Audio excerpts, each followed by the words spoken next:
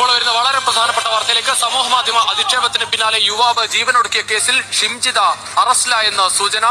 കൂടുതൽ വിവരങ്ങളുമായി ദിൽഷ ചേരുകയാണ്. ദിൽഷ, എന്തായാലും ലുക്കൌട്ട് സർക്കുലറും നോട്ടീസും ഒക്കെ പുറപ്പെടുവിച്ച് ആ രീതിയിൽ അന്വേഷണം ഒരു ഭാഗത്ത് പുരോഗമിക്കുകയായിരുന്നു. എന്തായാലും മംഗലാപുരത്തേക്ക് കടന്നു എന്ന സൂചനയൊക്കെ കഴിഞ്ഞ ദിവസങ്ങളിൽ വന്നിരുന്നു. ഇപ്പോൾ അറസ്റ്റിലായെന്നാണ് സൂചന. വിശദാംശം. അല്പസമയം മുമ്പാണ് മെഡിക്കൽ കോളേജ് പോലീസ് ഷിംജിതയ്ക്കായിട്ട് ലുക്കൌട്ട് നോട്ടീസ് പുറത്തിറക്കിയത്. ഷിംജിത രാജ്യം വിടാതിരിക്കാനുള്ള ലുക്കൌട്ട് നോട്ടീസാണ് പുറത്തിറക്കിയിട്ടുള്ളത്. അതിന് തൊട്ട് പിന്നാലെയാണ് ഇപ്പോൾ ഇത്തരത്തിലൊരു വിവരം, ഒരു സൂചന ലഭിക്കുന്നത്. അതായത് ഷിംജിത അറസ്റ്റിലായി എന്നാണ് നിലവിൽ ലഭിക്കുന്ന സൂചന. എന്നാൽ ഇതിലൊരു ഔദ്യോഗിക സ്ഥിരീകരണം ഇതുവരെയും ഉണ്ടായിട്ടില്ല.